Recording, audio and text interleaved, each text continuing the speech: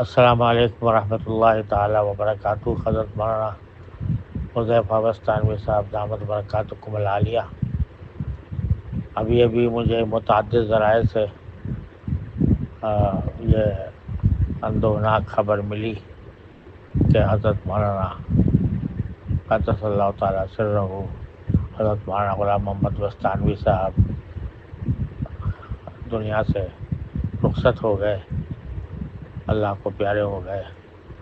انا للہ و انا الیہ راجعون۔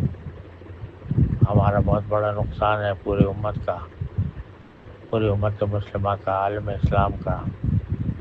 اللہ تبارک و تعالیٰ اپنی رحمت سے ان کے مکمل مغفرت فرما کر ان کو درجات عالیہ جنت الفردوس میں عطا فرمائے، ان کی خدمات کو قبول فرمائے، اور اللہ تبارک و تعالیٰ ان کے درجات بلند فرما کر آپ حضرات کو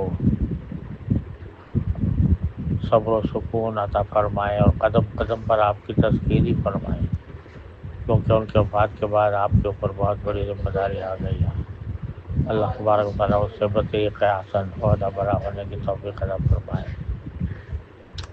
اللہم اکرم نزلہ ووسع مدخلہ وابدلہ دارا خیرا من دارہ واہلا خیرا من اہلہ واغسلہ بالماء والثلج والبرد ونقہ من الخطایا کما ینقى الثوب الابیض من الدنس وباعد بینہ وبین خطایاہ کما بعدت بین المشرق والمغرب اللہم اغفر لہ وارحمہ وارضہ وارض عنہ وادخلہ الجنہ ونجہ من النار۔ اللہم الہم ذویہ الصبر والسلوان۔